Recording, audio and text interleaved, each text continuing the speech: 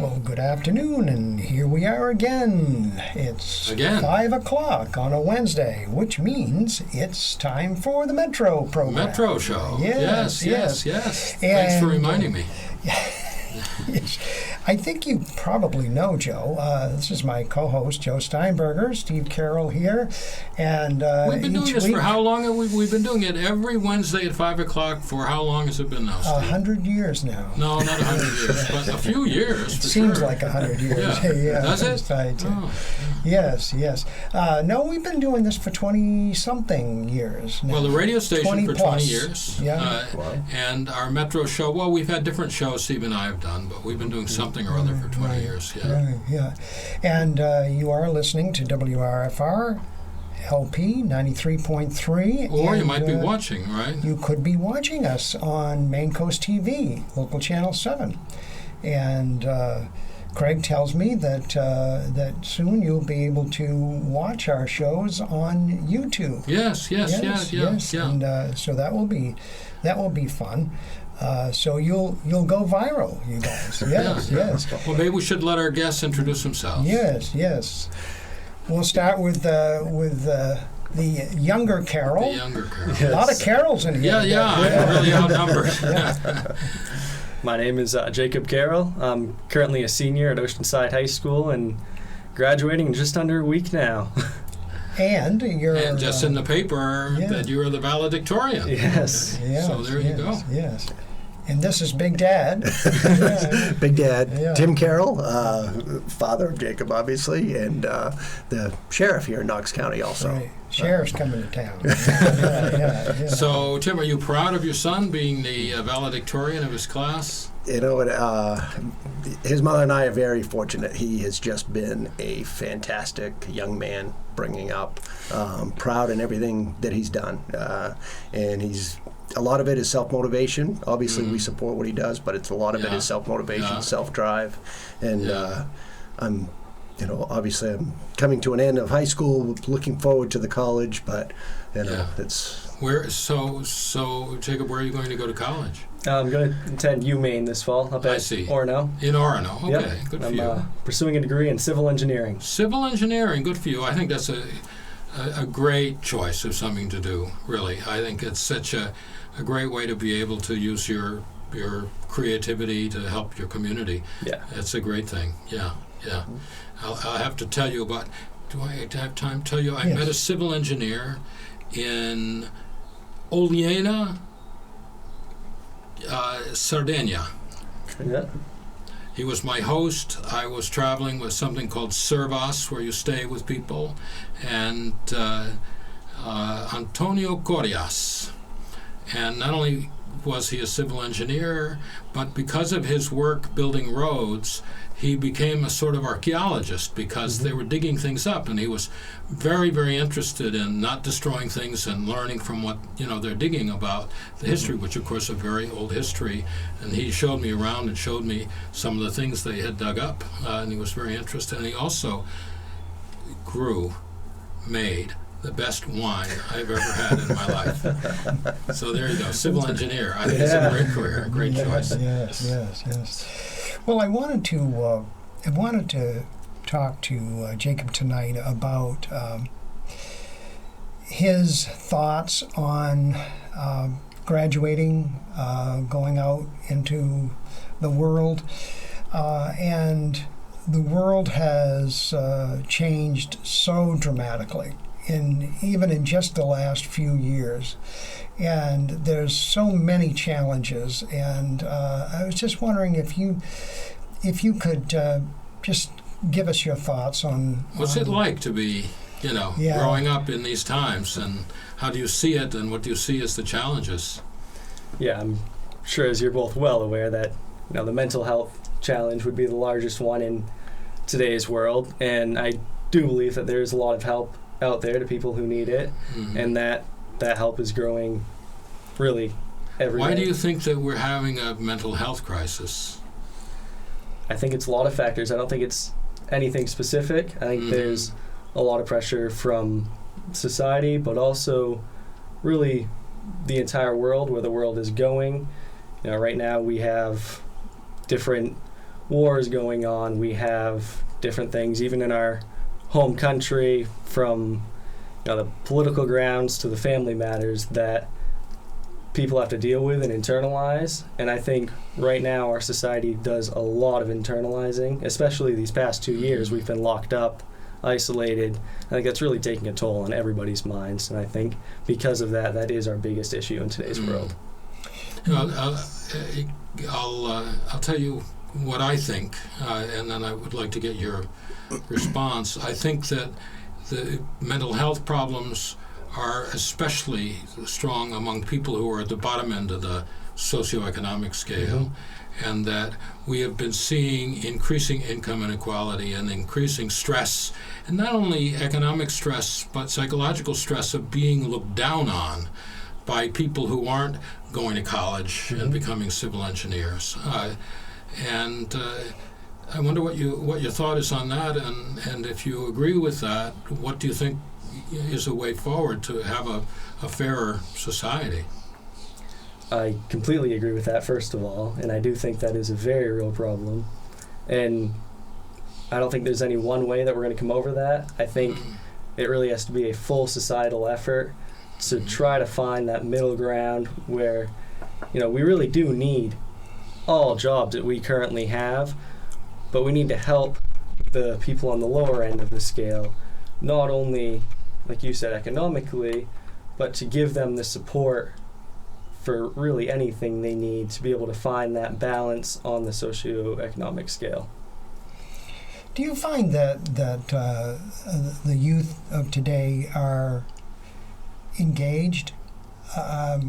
Because I was reading a story a while back that a lot of the problems that we're having with, like, for instance, the school shooting in Texas, were that young people just seem to have no purpose. They don't know where they're going. They seem to be a little lost, and so they strike out. And I was just wondering what your thoughts were on that. Yeah, so I think in today's world there are really countless directions you can go with your life, and like it's almost to the point that there's so many options it's overwhelming, and because of that people don't know what they want to do, and a lot of people do become kind of lost in this overwhelming reality of being thrown into the real world. And I do think for some people that really is too much, and they need more help than others might. And I do think that help is out there. It's a matter of the right people finding that help. Tonight on the show, we're joined also by Jacob's father, Tim Carroll, who's the sheriff here in... the lesser Carroll. Yes, absolutely. Right. And you see in your line of work a lot of the same things. You see people that end up in the jail and in the legal system, and you see all of the bad things going on as far as drugs, mental illness, and a lot of the disciplinary things. And we were talking before the show tonight about the fact that in this year's school budget, RSU 13, they're going to be adding yet another assistant principal, and the reason they stated for doing this is because of the intense disciplinary problems. And I was wondering what your perspective was on that, and then I also want to ask yours. It's really echoing off of what Jacob said regarding the socioeconomic place that the country is in right now. That people are, the costs that have gone up just extravagant over the last, just 6 months, let alone 12 months, 18 months. But people are struggling, and there doesn't seem to be any answers. The pandemic hurt us all. The mental health challenges that I see that we're dealing with on the law enforcement side on a daily basis is, the system is broken. There's a lot of opportunities out there to get the help, but we have to get those people and say it's okay to get help. that it's all right. It's not. There shouldn't be any stigma attached for people that are suffering with some sort of mental health crisis.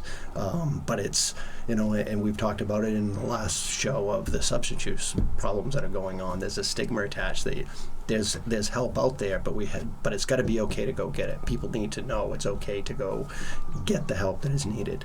As far as the discipline, it's I think it's kind of an older part too, that there were, there's broken families, and a lot of it has to do with the economy and the way things are, but also the substance problems that we have here. There's a lot of factors that play into those disciplinary problems as kids are coming up through, and I think that's what we're seeing in all of the schools, that the piece of the broken family due to the drug problem, due to the economic problem, that people are not being able to handle it well enough at home, that's causing those problems with children. And as they get to school, that's where they're acting out, because they can't with their parents, they're acting out elsewhere. Or maybe they're not with their parents. We've had many stories of, now these kids are being brought up by their grandparents. And schools are dealing with that too, and that break of the grandparents trying to raise the grandchildren at such an age difference in the new times that are in. It's a battle all the way around. It hit all ages. This horrible shooting in Texas. There was a story yesterday where they interviewed the father of this boy, who said that I guess his parents were divorced. The son was living with the father. The father was working all the time, and he was never home. So this boy was left by himself on his own devices to figure out what to do. And I think it's got a lot to do with the families and the breakup of the families, and we're seeing a lot of that. Unfortunately, that's not an uncommon scenario, that a child is with one of the parents. And more and more so. More and more so. It's in Texas, but we have a lot of that here too. But what is the solution? And I'm going to confront you on something here. Yeah. Because you and to some extent your father have also sort of indicated, well, there are services available for people. But I put it to you that the idea that we can solve this problem by hiring professionals to counsel this growing group of people who are being left out, that's not really a very practical solution. Right. And that the bigger solution is community, and that part of what's happened is we've lost community. It used to be that children growing up having difficulty at home, there would be neighbors who would befriend them and connect with them. But we're seeing, so this is my view, we're seeing less and less of that, and that is a fundamental part of the problem. And I think that's what Jacob was saying. It is a societal problem. I'll go for it, Jacob. Yeah, so just going off of that, I don't think there is any real immediate solution, because there's no simple fix. It's a problem, like you said, on the community level. And you did say that. Honestly, I don't know how to get to that point where the community is more whole again. But we do need to take steps to find, like the neighbor help, or more community events that we can unite with each other and really come together to help everyone in the community.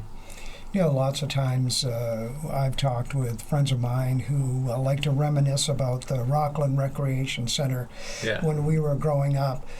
That place was such a vibrant part of the community. I mean, the Pee-wee basketball programs, and they used to have a stage there years ago, and they would have every Friday night, we had roller skating, and every Saturday night we had a dance, community dance. And just about everybody in high school came out to that dance every Saturday night. And even during the day, a lot of the kids would come and join in these programs. And it was just going back to kind of what you were saying about the shutdown that we've had in the last couple of years. Is the community center being shut down? A lot of these kids had no place to go. Right. They didn't have the programs. Yeah. I do think we can get back to that point, but it will take time, and it will take time to rebuild. And hopefully if we do get that continued community support, that we can get back to the point where the students have that place to go on the weekends or something to do after school. You know, I wanted to ask you, all of your classmates, the ones that you've talked to and that, where are they going? Are they staying? Are they going? Are they going to school? Are they going to go lobstering? Or what's? Really, there's a good mixture of everything. I know quite a few people who are choosing to stay in state for education, people who are looking to go out of state, finding education elsewhere.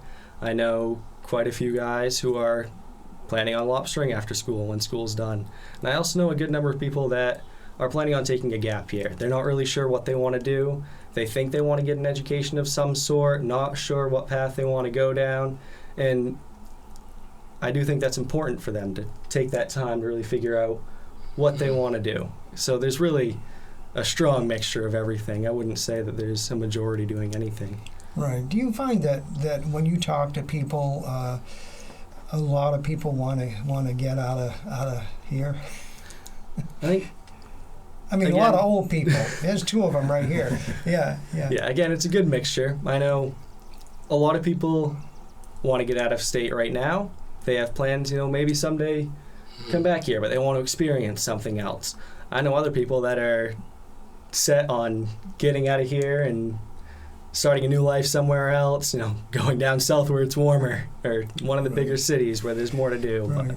Do you still find that high school seniors, or no, let me just say, probably either high school seniors or people college age, that they would prefer to be in more metropolitan areas where there's more going on and more activity, more younger people, than sort of hang around here with all the old folks? I definitely think that there's that pull towards the metropolitan areas and the more city life feel. A lot of people want something busier than what we're used to here in Maine. And I was talking to you before the show about my wife's son who went to the university at Orono, and the moment that he graduated, he was on a plane to Los Angeles. That's where he wanted to go, and he's been out there now 3 or 4 years, and right downtown Los Angeles, and he couldn't be happier. And my boys went to they're in Austin, Texas, and have very little interest in coming back here. Yeah, I think there's a place for everybody. A lot of people around here, good mixture. Some people want to stay. Some people want that city life. I also think there's going to be a lot of people that are in the cities now that want that escape and are going to start coming our way. So I think there will be a good balance. I think I think it's natural that young people want some adventure, would like to try something else. And I think that if people go to New York or LA or whatever, I think a lot of them will start feeling like they miss Rockland. We've got an awful lot going for us here. Try living in Manhattan for a while and paying the rent and dealing with all of those things, as I did it for a while. And I wasn't an old man when I decided to leave the city and come here. It got to be a bit oppressive after a while. So I think it's great if people go away and have adventure, and I bet a lot of those people will come back. Rockland really is a great place. Yes. We were very, very fortunate here. Tim, you're in law enforcement. I mean, we have a very low crime rate here. In fact, we have a huge, comfort, security. I've lived here for 40 years. I don't lock my door. I lock the door when I go to bed at night. I don't want to have somebody stumble in there drunk or something. But during the day, and I've never had anybody come and steal anything. I've never had any vandalism. I get along with my neighbors. It's really it's a wonderful place to live. I find it's a great place to live. And the last few days the weather has been nice. I've been going for walks during the day. I'll go walk into town, walk down the other end of town, and I'm always running into people, talking to them. I ran into Terry Pinto down by the sewage treatment plant. We talked about various things that we get shared interest in, and I end up having it better than being in my office on the phone. I just go for a walk and I can sort of be part of the community. It is really a special thing, really a wonderful thing. I'm selling Rockland to young people here. Yeah. I wanted to ask you, this is the number one question that I get asked and I asked other people, and I've never been able to come up with an answer, and that is there a God? Well, no, that wasn't the question, but the question was, no matter where you go in this community and other places, so many businesses are struggling to get people to work. And having grown up in Rockland, I know that at least I have the sense that there's not a lot of people coming and going. We're not a real transient area. Right. So you've got the same people here. So where did these people go?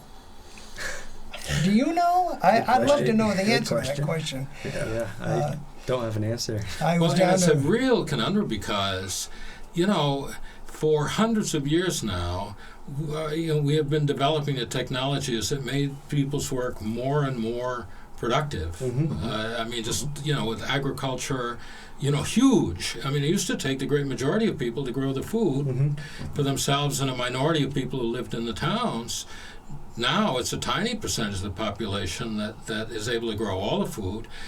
Industrial, look at, you're wearing shirts and pants made out of cloth, and, there was a time when just this stuff would be a huge expense that most people couldn't afford, okay?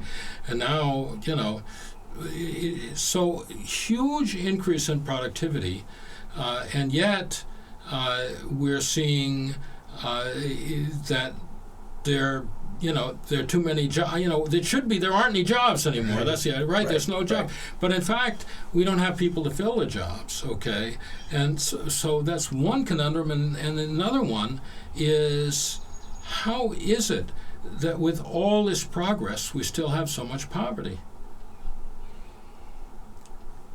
Yeah, I don't know, because you would think, with especially the way the economy is right now, that people would have to get to work. And I'm not saying people aren't working, but where did those people go? Why are we in such a stage of so much unemployment out there, or people not finding employment, or employees to fill the positions? It's just. Well, a good question, Steve. Yeah, where did they go? Where are these people? What do you think, Jacob? What do you think? I don't know what the solution is. I feel like right now there's a lot of talk about there are a lot of people that are unemployed, but there's a lot of talk about how jobs can't find employees. And I don't know how to fix that, how to find that balance. And how can there be both unemployment how can there be both at the same time? Right. There isn't actually I don't think there's high unemployment right now. I don't think those numbers are high. I'll just put a stab at what's going on, and I think that with the pandemic, a lot of people were surviving. There was the various payments, right, and so forth, and I think a lot of people just realized they really hated their work, and they felt like they'd rather sort of tighten their belts than go back to that sort of degradation of a lot of the work that people have to do. So maybe we have to start making work, more interesting and respecting the people who do the work more. I had expected the pay rate to go up a little bit, and maybe it has. Well, they have. No question about that. They have. You could definitely, anybody can earn. If you're a high school student right now, if you're a sophomore, a freshman, you want a summer job, no problem, right? Right. I mean, you can get a really good summer job. Are people taking advantage of that? Do you know other students who are taking advantage of that? There's quite a few that are, but I also think there's a good number of students that aren't taking advantage of those opportunities. And it's really too bad because the opportunities are there. It's just a matter of going out and doing something. So what do you think is stopping them? Do you think a lack of confidence? I think lack of confidence, and also just the lack of the willpower to get up in the morning and go do something during the summer months that so many people perceive as a vacation for students, where students think they can just kind of do nothing. Well, a lot of these people are living at home, right? So they don't have the stress of Right, having no to meet bills to rent pay. or no bills. So they really don't have to go to work. Right. And during the pandemic, I know that the government was paying extra stipends, and then also the state was paying more. But all of that has ended, and I was wondering if actually people had left, but I wasn't aware that they had. But I mean, we were talking the last time you were on the show, Tim, about hiring at the jail. And I believe you said that you were having a difficult time getting people to come over there when they could make more money at Walmart. That's an actual case of, a young man said, well, I can work. I'm working at Walmart at $19.50 an hour. And it's a Monday through Friday day job, and I tried to coerce him to come work for less money, overnights, weekends, holidays, 12-hour shifts with inside of a jail facility. That's just less attraction, right? Tim, you've had the idea of trying to do more at the jail to make it really a center of rehabilitation than just a center of punishment. Absolutely.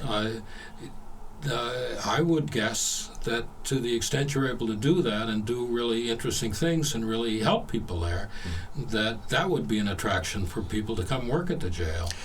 I think it's kind of twofold right now. It's people don't see that as an opportunity of what's going on and what we have going on in the jail, because it's different. It has been just a place of that's where you get sentenced and you do your time and all that stuff. And we're trying to take a different approach. And the people that once they get in there and test the waters, it's like, okay, we are doing some positive things here. We are trying to help people not recidivate, make sure that they're successful getting out. So it's a different, until you get in there and start doing it. Yes. The mindset is you're just babysitting people, right? You're just babysitting people while they're doing their time. When there's so much else going on in there that we are making a difference. It's just trying to sell that to people to come in and work for us. But those that have come they see it, and they're taking it personally as far as really trying to help those people. And that's what I'm promoting in the jail, is help these people succeed. Is it possible to have, I know there are really two sorts of people at the jail. There are people who are awaiting trial, and some of them are awaiting trial on felony charges where it's something serious, where they could end up spending quite a bit of time in jail. Those people would be escape risks, one might say. And the other is people either just awaiting trial on a misdemeanor charge where they couldn't get more than a year anyway, right. Or people doing time on a misdemeanor charge where they can't be there for more than a year.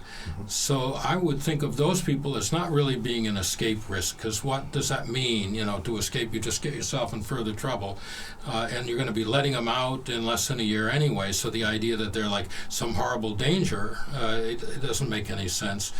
Couldn't we have sort of two jails? One where you have to have security because people could escape from serious charges, and another which has really very, minimum security, and this like people are outside and so forth. We do have there's different levels at the jail. We do have a minimum section, a medium section, and a maximum section. Those the higher risk, obviously, are the maximum, and the medium, the minimum. We do have them involved with such things as doing laundry, as being able to go outside. And of course, with a pandemic, I wasn't able to do that because we couldn't get them outside and all that. We had to kind of keep them. But now we're looking at getting those people out, and it's really mowing the lawns and taking care of those things. And people are inside are anxious to do that. They want to do that just to get out and do something. Yeah.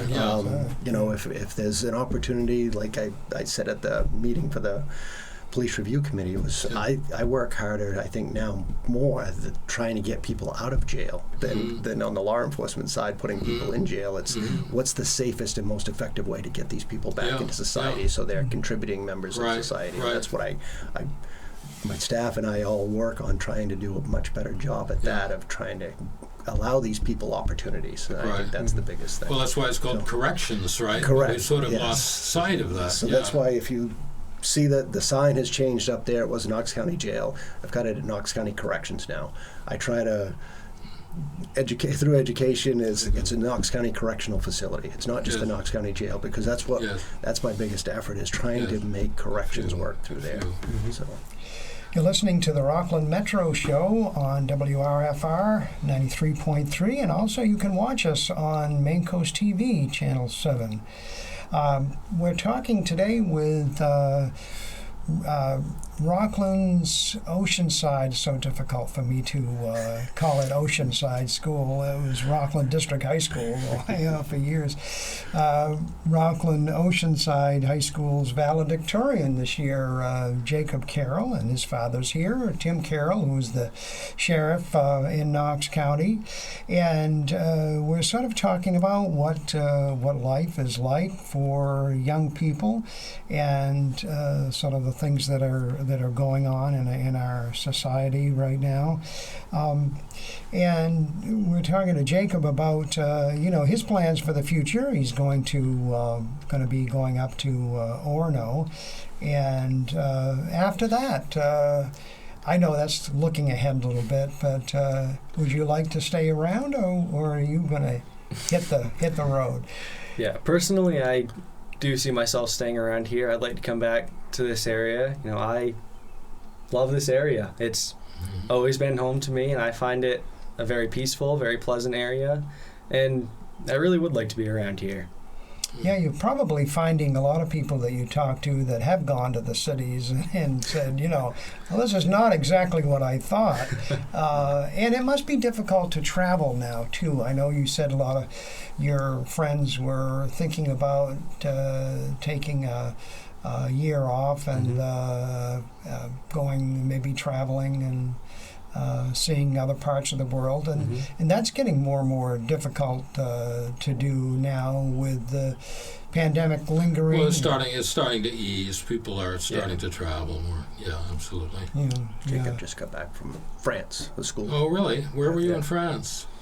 We were mostly in Paris. We went over there for a week-long trip with the school. I think there were 13 of us, and we saw a lot of the historical sites around the city and some of the museums and a little more of another country's culture. Yeah, that's cool. Yeah, and so how many were on that trip that you did?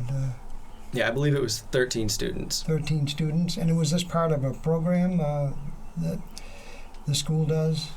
It wasn't necessarily a strict program, but it was offered to the students that have taken French or art at the high school, and I know there have been other opportunities over the years, again, that slowed down during pandemic times, but in the past they've offered trips to Spain for the Spanish classes.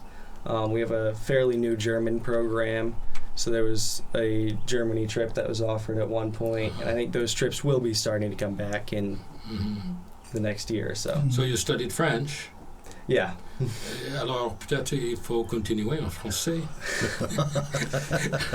To be honest, I haven't been in French very long. I've taken French, I've taken Spanish, I've taken a whole bunch of things, and the thing that I find is that unless you're in the country and you spend time in the country, it's awful hard to do. And if you do spend some time, you can pick it up very, very quickly, amazingly quickly. Yeah. So, we were there, obviously, with an English-speaking group. Right. Part of what we were on, taking French definitely was not a requirement for this trip. Right. So it was really more. We were there only for a week. I mean, it'd take a little more than that. Yeah. My wife and I like to go to Quebec City, which is a wonderful place, and I've been going to Quebec City for quite a few years. And I remember when I first went there, a lot of the old guard, either you speak French or get the and over the years I've seen that transition as the younger people come in, and of course they learn English in school now, and I found that, particularly the last time that I went, just before the pandemic, I found that no matter where you went, what restaurant or coffee shop or where you went into, the young people were there, waiting on you, and they didn't really care whether you spoke French or English, or if they would start out with French, but then and they would pick right up on the English, and I noticed quite an attitude. Have you been to Quebec, Jacob? I have. Yeah, because it is a fun place to go, and if you're in Orono, it's not really that far away. Right. No. And it's kind of a neat place. And in Orono, you have to study a language, right? And so why not study French, and you can get field trips to Quebec and talk to people, or to Paris. Yeah. No, that's great to be going off to college. Steve and I are just looking at the grave, but it's wonderful to talk to somebody young who's got their life ahead of them, and I hope that we manage not to destroy this world before you've had a chance to enjoy it. I really am. I'm very worried about where we're at. What's going on with the war in Europe. I mean, and this confrontation between the United States and Russia, which is easily turning into the end of all our lives. So I hope that we can find a way to get our act together again. It's so important. We're just having such a hard time.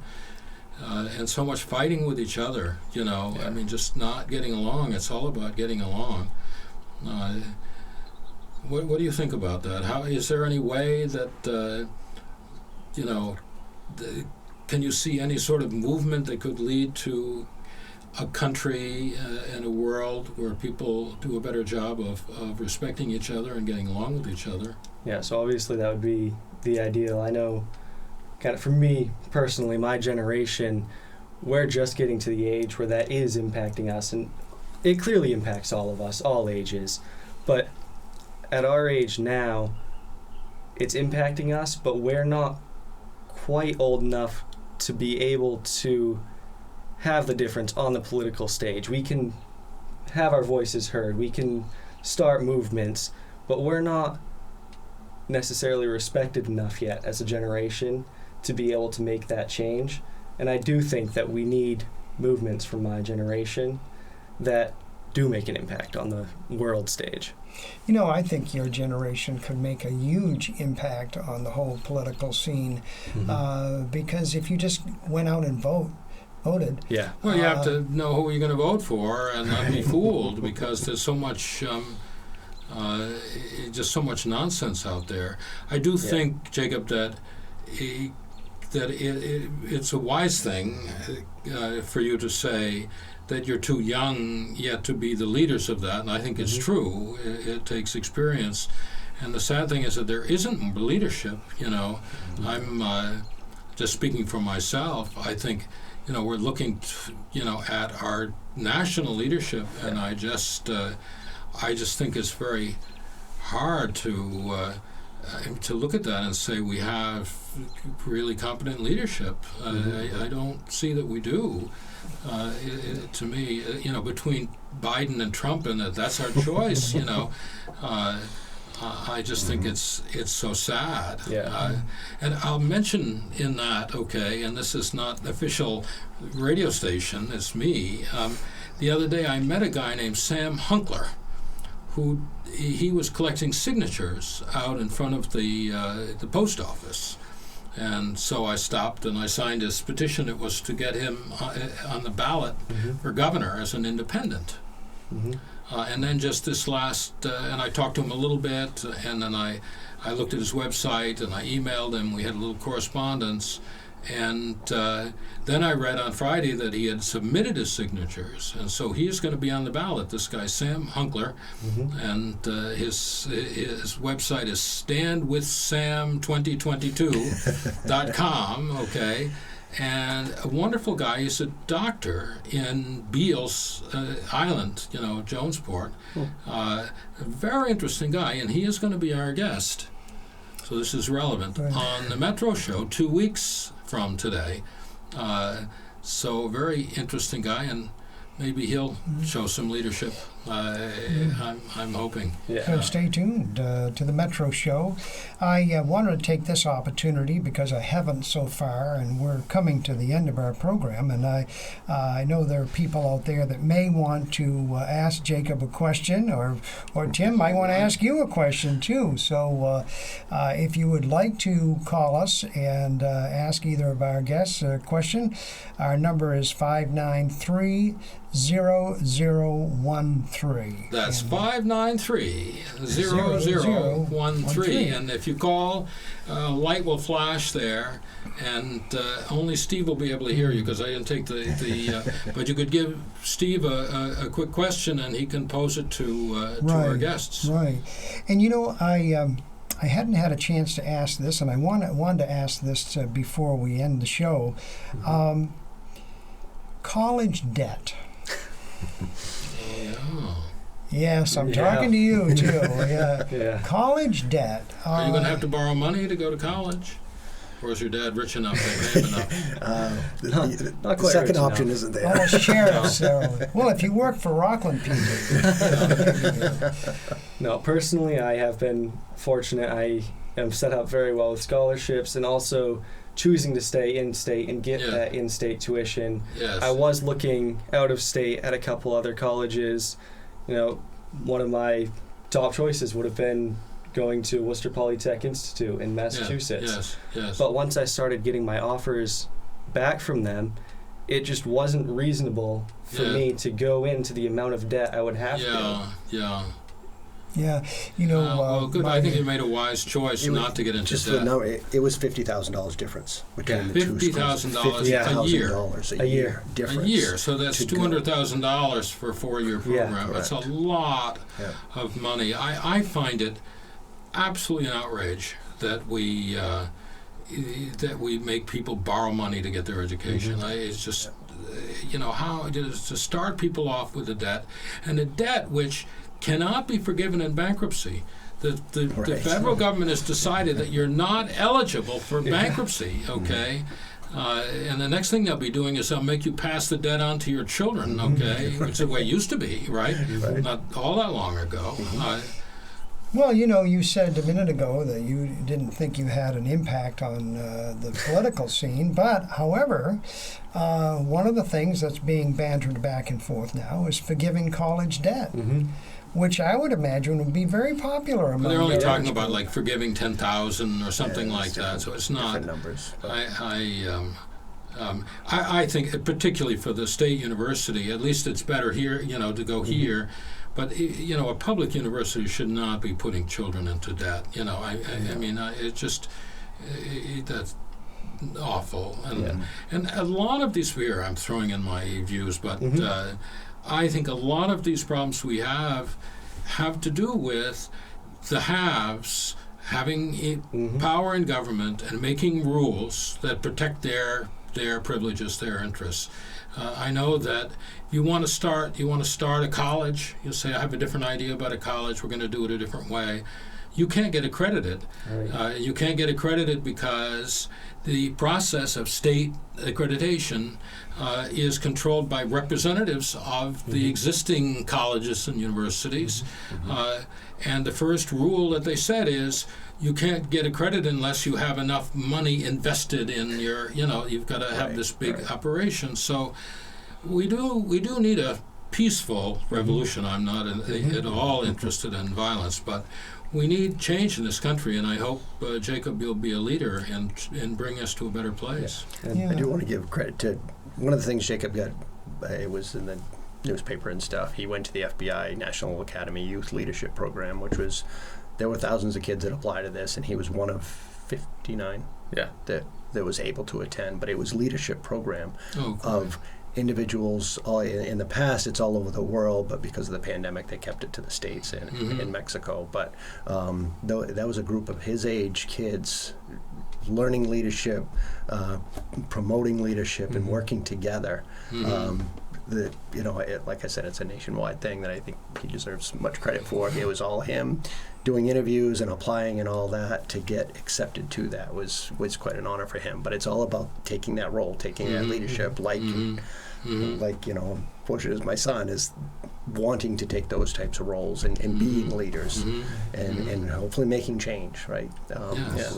Like you said, at his age, that generation really needs to come forward and make those changes, because I think they're the ones that can do it. As we said earlier in the show, there's a lot of opportunities out there if you're willing to take advantage of them.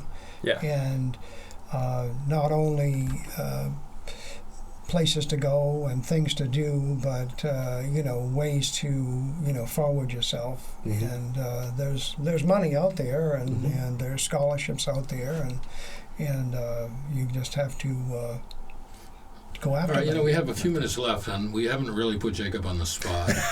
So, can I do that now? It's just a few I minutes was waiting, to go. because they usually let your... You're the valedictorian. You're going to Yes. graduate. They can't take that away now, right? If you're politically incorrect, it's okay. So, I would like your thoughts on ways that our high school could be a better place. Yeah, and honestly, I don't really know where that would start, but I'll go back to some of the disciplinary stuff that we talked about earlier. I don't believe that is the school's full responsibility. It has to start outside of the school as well as in the school. And I do think right now the disciplinary issue is the largest one that we have in the school.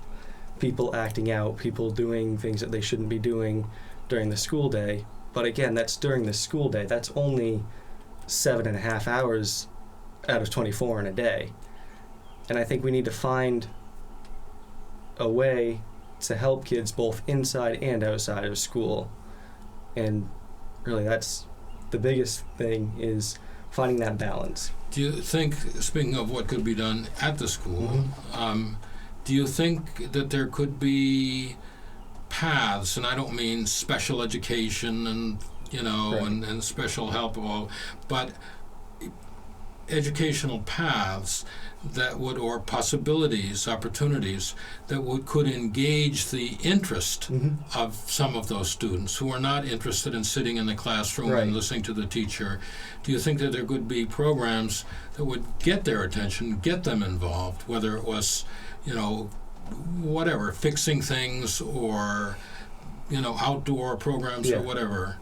I certainly do think that would help engage a lot more of the student body if we had those opportunities. And really, I don't know where that would start. It would take a lot. It would take time, and it would take more personnel than what we have at the school right now to be able to have those So what about paths. more volunteers from the community involved in the school? I know Steve was talking about the rec center in the old days, and I bet you anything that most of the adults who were helping with those things were volunteers. Yeah. They didn't have a huge paid staff there, okay? Right. But at the high school, there are essentially no volunteers. Right.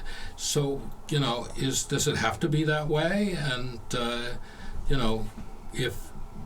would you like to see more of the community involved in the high school? Yeah, I certainly do think that would help a lot of students if they had those opportunities to have a more focused, specialized education in something that interests them, in something that they will be engaged in.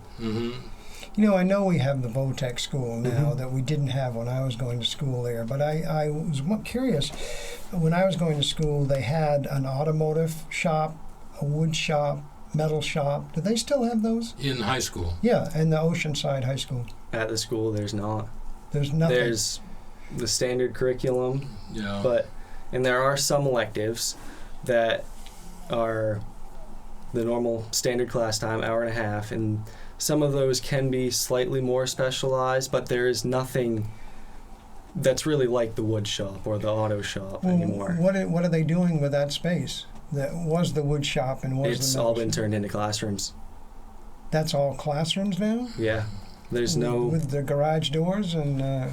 That was actually quite a few years ago turned into classrooms. Pretty much every empty space has been turned into that. And there's... For me, certainly, when I was in high school, there was a shop and there was some... I learned to touch type. Do you get to learn to type in high school? They don't have typewriters anymore, Joe. Well, but you have a keyboard. Yeah. You know. Personally, in elementary school, we learned on laptops, but since then we have had our iPads that there is the option to have the keyboard case. Right. But most people don't type anymore. It's all on the tablet screen. And I do think that is something that needs to come back. You know, the other thing that I just it's certainly useful to be able to touch type. You know, I still have to look, but at least I can sort of do it. Right. You know, the things that have come to mind as we're talking here about, you know, having things that interest students or garner their interest. Again, when I was going to school, we had a huge theater program, and we had band, we had chorus, and we even had an art teacher. But you had home ec too. We did have home ec too, yeah. Now, please don't tell me all of those programs are gone. No, we still have those ones. We do. You still have a theater program, chorus, band. Yeah. And home ec? Do you have a home ec? Not to the full extent, no. And what about gymnasium? Gym classes. Gym classes. Is a requirement. You have to have one full year full year of a physical education requirement. And they do have a few different classes in that, so it's not just your standard gym class. They have the option where it's called strength and conditioning. You get to use the weight room a little bit more and a little more specialized. You can do the standard class. You can do different, we have one called racket and net sports. So there are many opportunities there. And do you find that the chorus and the band and the theater have a lot of people involved, or not very many? Our theater program is still going strong, and I think that has been largely in part due to the teacher. She has been loved by all the students for many years now. That's usually the case. Yeah. But our band and chorus departments are very small, and there's minimal involvement with those. Yeah. Well, chorus would be, with COVID, I couldn't, that turned out to be the most dangerous thing you could do was sing in a chorus. Unfortunately. So I hear you saying that the isolation has been one of the big things, sort of the dissolving of the family unit being another, creating discipline issues, which, as you said, the school can't do the whole thing. It's got to be done at home too.